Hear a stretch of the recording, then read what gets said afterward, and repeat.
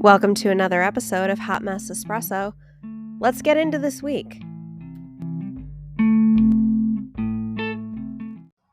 What's up, guys? We are in a little bit of a different environment today. I'm actually at the gym, and joining me is Dr. Stephen Fose, a physical therapist.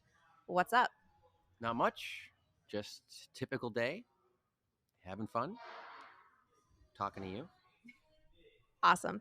So, tell me a touch about what got you into physical therapy, all that fun stuff.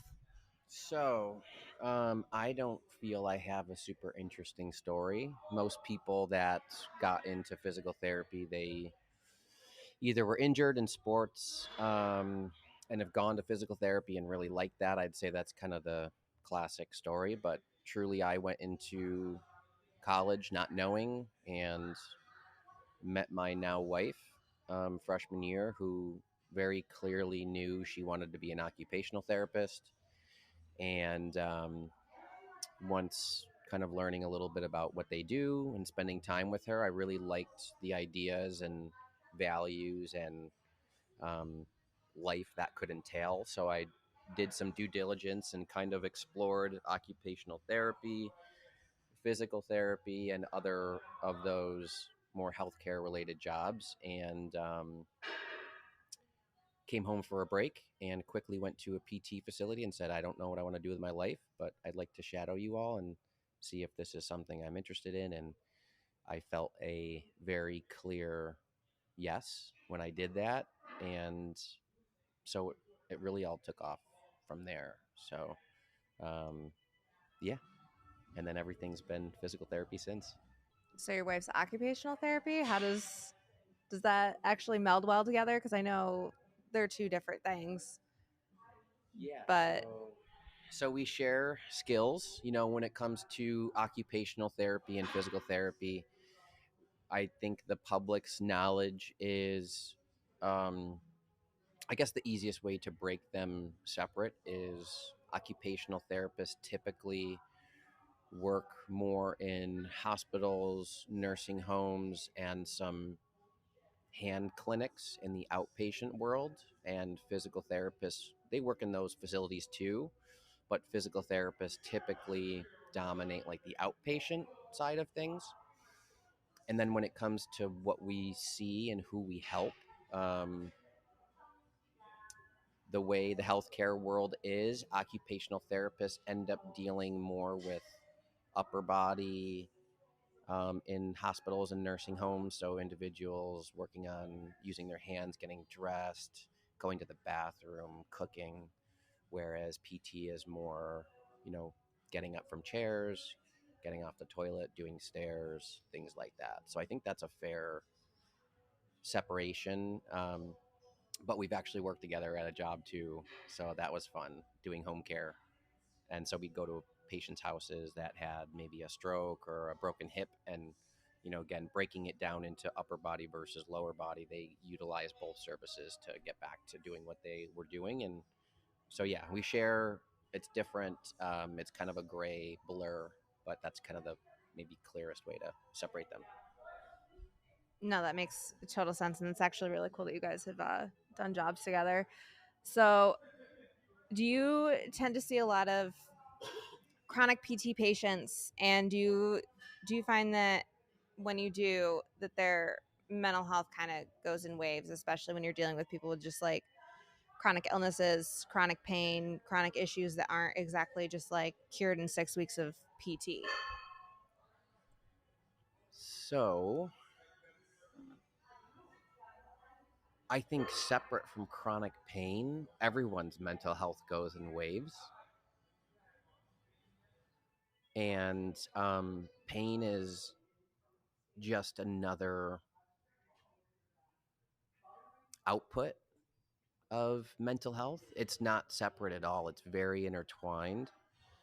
Um, it's bi-directional, they affect each other significantly. And yeah, it's almost in my mind more of one thing. I can tell you, I exercise more for my mental health, um, But yeah, whether I'm meeting a young 20-year-old or someone who's had chronic pain for 30 years, I don't really look at them different. There's different aspects that need to be addressed. Their sessions will look completely different, but um, that's just like what it is. Um, so yeah, yeah, I'm going off script for a second, yeah. but Go like ahead. I was curious, what are like some of your favorite conditions or like injuries to treat? Like what are the ones that you're just like, "Oh, I love treating this." So that's definitely spine pain, because typically it is something that people have dealt with for a really long time. And again, that's something where like I can have 20 years of come and go, or maybe even consistent back pain, that we can change things fairly dramatically, sometimes quickly. I've also had situations where I thought it'd be easier fixes and it's taken a really long time, or maybe I haven't helped them as much as I thought in the beginning. But there's so much, the journey is so variable with those people that it's really exciting. And typically, these people have exhausted so many options with doctors, medications, looking up on the internet, um, yoga. Their aunt Nancy gave them this essential oil. Like, literally, they've gone through all of these things, and it's hard to not. It's hard. The interaction with the patient is so fun because you're just another one of those people that they feel probably won't help them, but when you actually do, it's like the most rewarding. It's like the most rewarding thing ever. So I like those. No, it makes the most sense. So kind of a little more difficult question, but how do you feel a psychosocial approach affects your treatment with your patients? So it affects everything. If there's a healthcare provider that's not taking biopsychosocial factors into care, they're just not up to date, and that's probably the nicest thing I could say. Um, there's plenty of research that shows, regardless of the biopsychosocial factors, if the patient doesn't like the clinician, they won't help them. It doesn't matter how good you are, and so some of that's just the art and craft of healthcare and being a people person and being liked. Because you can't help somebody if they don't come back. So like there is this um, there's the ability to build rapport with a stranger and someone that has a lot of things going on just like you do. And so that's the fun part, again, is just being human. And then when it comes to kind of the actual biopsychosocial model and how it affects pain, again, it's huge. It's physical pain and the biopsychosocial model are a bi-directional thing that's intertwined. There's people that have tons of pain that don't have really, they can have very minimal or almost no mechanical signs of pain. And sometimes those people can get classified into these diagnoses that are last resort diagnoses, and people don't know how to help them, and they don't get good services. And there's also people that have like tons of mechanical issues, and they don't really even say they have pain. And so there's so many variations of pain and the influences besides just mechanical muscles, bones. It's the other parts of their life that matter, where they grew up. People that live in inner cities with less education typically hurt more. Um, People that have had trauma or abuse, um, they may have a completely different idea of their injuries and stuff like that. So there's all of these different things that affect pain, from past history to current life, and again, that mental state at that time. No, that makes complete sense. And does that I when we had chatted a few weeks ago, you had shown me this like pie chart almost. Does that kind of have to do with everything we just talked about with the approach and stuff?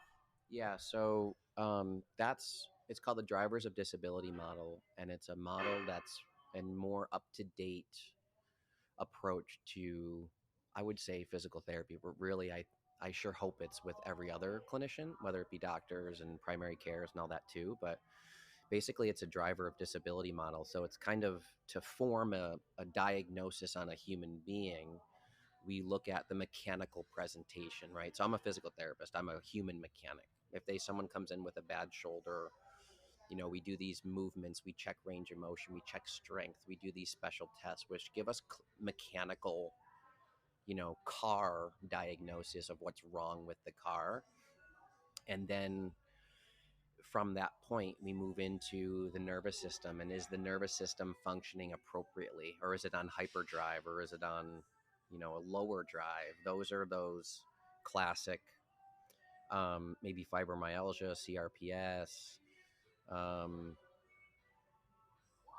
those kind of diagnoses that really basically make pain faulty and don't give us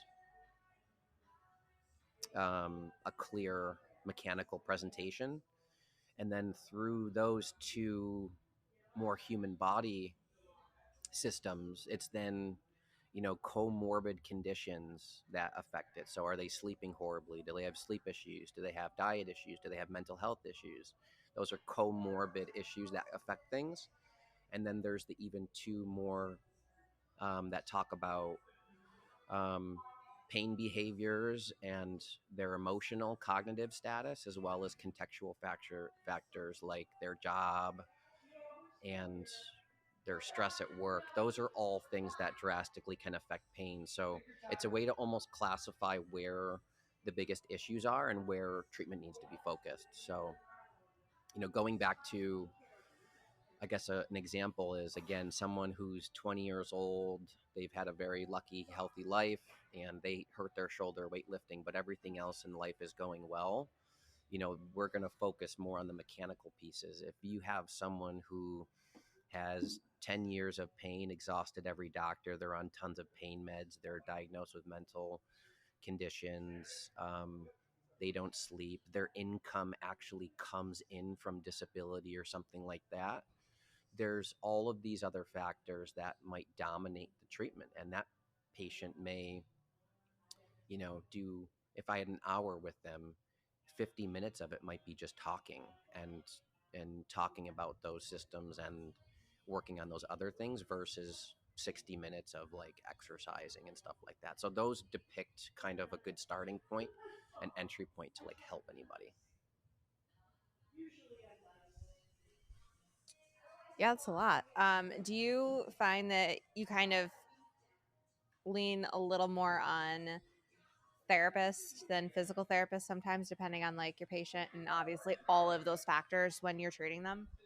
Yeah, so with my population now, I don't, but again, it really depends on where you work, right? So, I would say if I took this one job in North Carolina that I almost did, that was post operative spine, they dealt with a lot of people that have had, 3 or 4 surgeries. They've been on pain meds and they've gotten surgery after surgery. I would say a lot of those people would and should have some sort of screening for mental health and those other factors, to get better. In the setting I'm in now, treating outpatient joint pain, I see more of the um, generally healthy population. So I don't have to utilize those other networks of professionals as much. Um, but there is some research on like, um, when people have these certain questions and they score a certain score on this test, that a physical therapist and a mental therapist, or a cognitive behavioral therapy, a blend of two is more of the gold standard for those type of patients versus just physical therapy. So there is all these kind of stratifying things that help, and I definitely do utilize it, like if I see it. It's just that I don't have to deal with that as much with my own stuff and what I'm seeing now. Makes total sense. No, I completely agree. When I had my like inpatient post-op stuff after my spinal surgeries, I'm pretty sure half the battle was getting me to go to physical therapy. So I mean, it's like a combined total of 3 hours a day, and I know it's kind of to jumpstart you, but at the same time, like I'm in pain, I'm depressed, I don't want to be there. I was like 19 and 20 years old, so it makes total sense.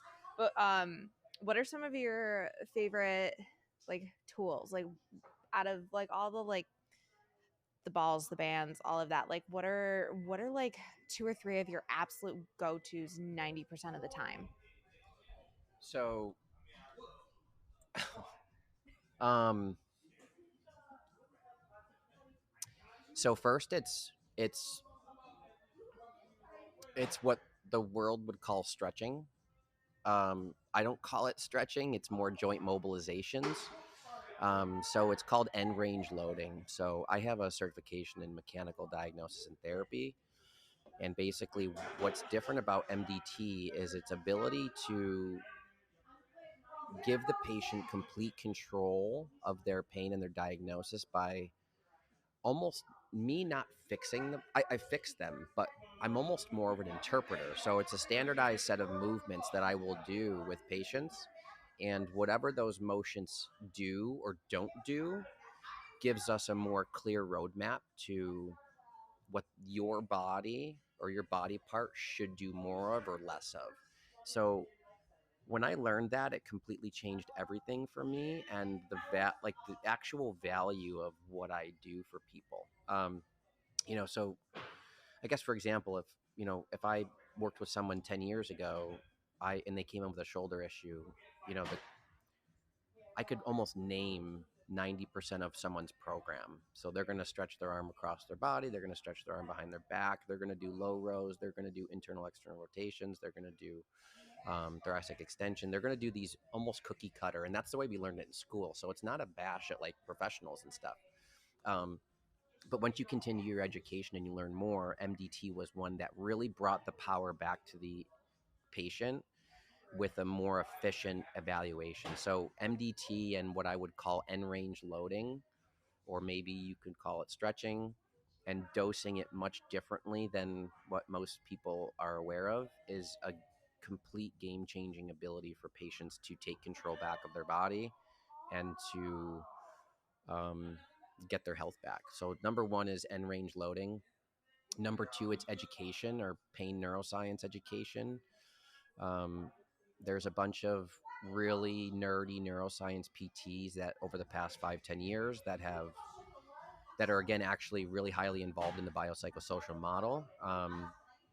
And I spend a lot of time educating about, my X-ray says or my MRI says I have a torn rotator cuff, and you're telling me how you could help me. How, like, that doesn't make any sense. And so the pain neuroscience stuff is really um, educational, that's needed to even get patients to understand how we could still help somebody if they have bone on bone or if they have a torn rotator cuff. Like, how could this stuff actually help? So pain neuroscience is something that's very, very important. And so what? Joint range, end range education. And next would probably just be like, you know, full body strengthening. So I utilize these super bands because they're super portable.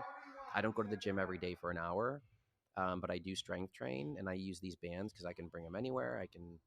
I like the flexibility. And again, my brand and my business is really about anyone should be able to keep healthy with minimal to no tools. So that, again, that ties in my end range loading, which is just using your own body or like stuff at the house or stuff in your office to stretch. And then my bands are things that take up no space, can go in a suitcase, can go in your golf bag, and go in your little home gym to do what 90% or 95% of humans need just for life. It's not for the athletic population, it's not for pro D1 athletes, but it is for the very large amount of people that struggle even just with basic musculoskeletal health. So those are my three, I think. Yeah, no, those make complete and total sense. But yeah, I thanks for hanging out. We're in the middle of a gym, so it's chaotic, and it's actually my gym. So It's even more chaotic trying to like maintain professionalism while both of the owners are like yelling back there. It was rather hilarious to try and keep a straight face this entire time. But no, I really appreciate you coming on and talking about this. This is definitely something that I've learned more on, and I feel that other people are gonna. I think it's important. It's very important. Yeah, I do too. Yeah, there's so many people out there that I know I can help, and it doesn't mean like I need them forever. You know, sometimes just one or two visits, but when I just see people and hear people in public and hearing the things that they say, it's kind of eye opening and scary sometimes with how many people could use a little help. But that's another that's another podcast. Oh, and we will have another podcast. But yeah, thanks so much for coming on. This has been a blast. You're welcome. Anytime. Hey everyone, Hunter from the Everything is Connected podcast here. Heather from Hot Mess Espresso. And Amber from Connection Over Perfection. You know, in this world of endless chatter, finding genuine conversations can be a challenge. That being said, we introduced Podcast Connection Network, a space where we lay it all out unfiltered. Dive in with us. It's about authentic connections and conversations that truly matter. To learn more about the network and each of our podcasts, click the link in the description below. The Podcast Connection Network. Never going to give you up, never going to let you down.